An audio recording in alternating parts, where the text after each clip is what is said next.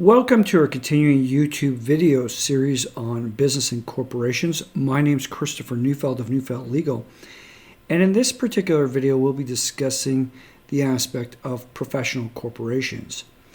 Now, professional corporations are designed for the various professions, and there are substrata of the typical corporation in that they are designed to allow professionals such as doctors, dentists, lawyers, accountants, and based on the jurisdiction, other professions, to have typically the tax advantages associated with incorporation while not providing them the liability protection that most businesses are able to realize with a standard incorporation, given that the professions do not want the professionals who are the core of the business as opposed to where other businesses might well be, finding a way to deflect their liability through the corporate form. So because of that, the provinces allowed a form of incorporation that is slightly distinct from the normal incorporation and creates this substrata known as professional corporations that allows them to have the benefits on the tax side without allowing them to skirt and avoid the liabilities, because one would not want to have those personal liabilities taken away from lawyers, accountants, dentists, and doctors with respect to the work they do and potential negligence, gross negligence, misconduct that they might commit. So you have this aspect that has been provided to these professions. Meanwhile, if these professionals are engaged in other aspects of their business that is not specifically referencing their professional activities, they may well look to create a separate and distinct corporation that is not a professional corporation, within which they can have some of this liability protection and structure, and does not have the imposition of the specific rules, such as who might be shareholders, who might be directors, what the types of shares are, what the types of liabilities are, with respect to those aspects of the business. So aspects such as equipment, non-professional related staff that's being engaged, property that's owned, including real estate, those varying aspects, those areas of business that do not tie directly upon the profession that they are conducting, those areas may well be worthwhile to consider having a separate and distinct corporation to undertake that and to have the broader benefits that are associated with non-professional corporations. Nevertheless, that again is something that you should consult with both your lawyer and your accountant to understand those aspects. Now, we'll shift on to professional corporations and really the advantages associated with them, and these are largely tax driven.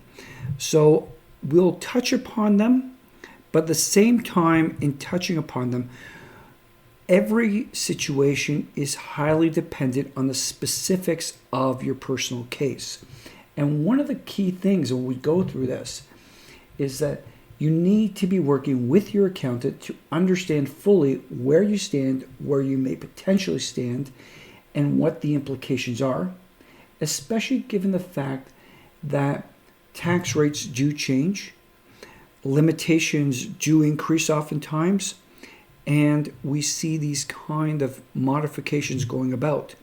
And you have to concern yourself about that and get specific advice both on the legal and on the accounting financial side so that you're making the appropriate decisions. Simply relying on videos like this although they give you some initial overview, they aren't specific necessarily to your own case.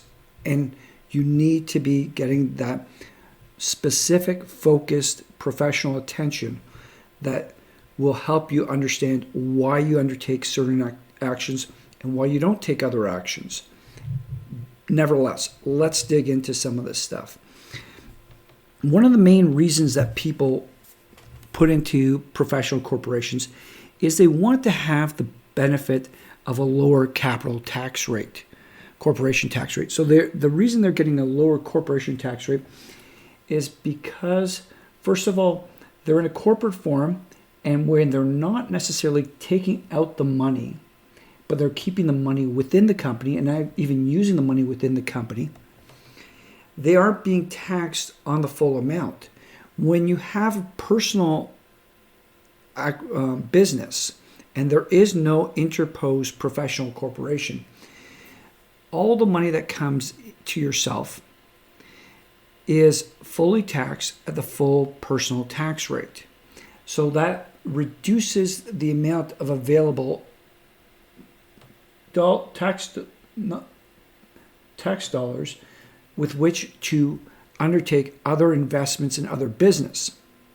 So if you have the professional corporation interposed, let us say you take in $300,000, you're taxed at the corporate rate, which is a far lower rate, and if it is below the threshold for a Canadian controlled professional corporation and it meets other specific requirements, currently in 2020, it looks like it's $500,000 per year of active business income, you're provided with a substantially lower tax rate, even below the standard corporate tax rate.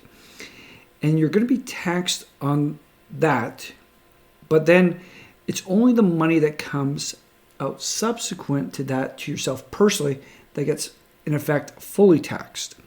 The money that stays in the corporation, whether it stays in the corporation, is reinvested, retained, or applied to other activities, has been taxed at a lower rate and allows for a greater amount of money retention that can be reapplied, especially if it's being reapplied in a business or investment purposes.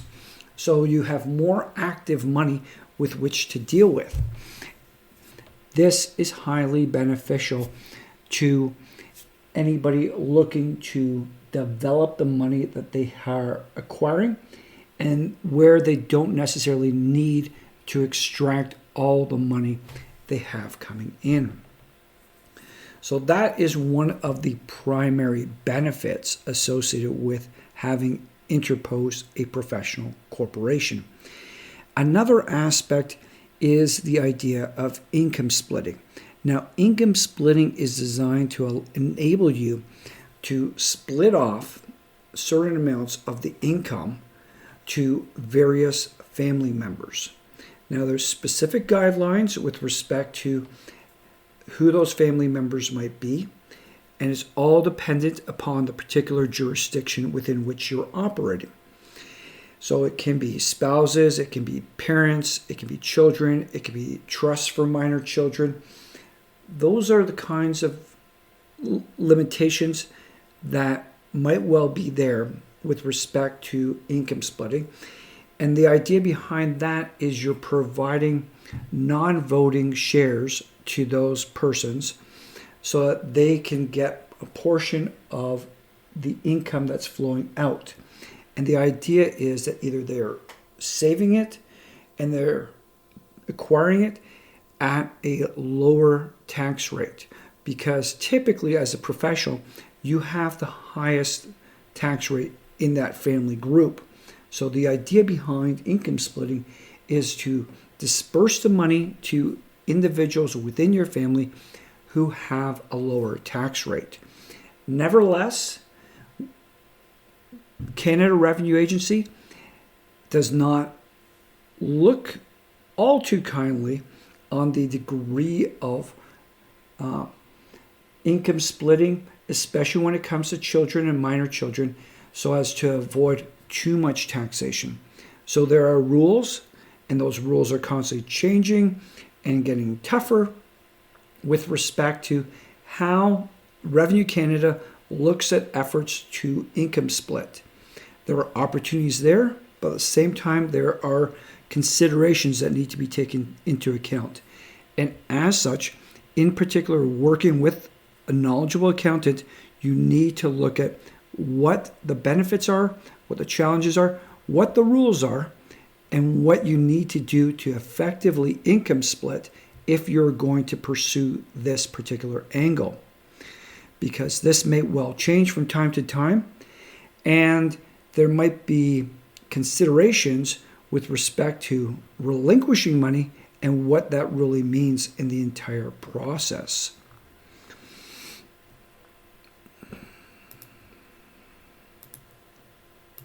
Now, these are the two main tax advantages that you might be able to realize out of the creation of a professional corporation. Nevertheless, there is the potential for other tax advantages to be realized, including the creation of individual pension plans, tax deferrals to a subsequent year from bonus accruals, use of non-calendar year ends, minimizing the amount of GST because it's with respect to that payable on dividends, and the requirements with respect to dividend recipients performing services of a reasonable nature with respect to the corporation. These are all considerations that might be available, but once again, you need to be engaging with professionals, both lawyers and accountants, to ensure that those advantages are available. They continue to be available, how to structure them, and how to remain on side with the Canada Revenue Agency, and if it is the most appropriate format. It is a sufficiently challenging aspect.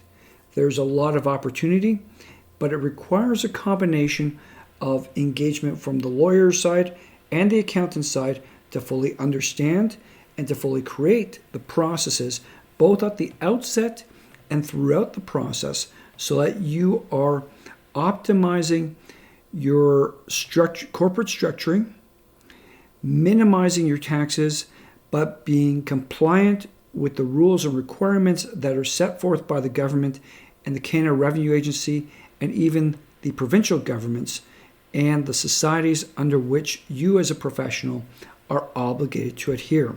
Sounds like a lot. In truth, there is a fair amount that has to be dealt with, but that is the challenge and the reality of trying to optimize your profitability and minimize your tax exposure. I trust you found this YouTube video informative with respect to matters dealing with professional corporations, whether it's medical, dental, legal, accounting, or otherwise.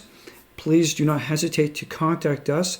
We have considerable experience in the realm and are more than willing to work with yourselves to establish the right professional corporation for yourself and work with your accountants and your tax advisors to make this structure as profitable for yourself as possible.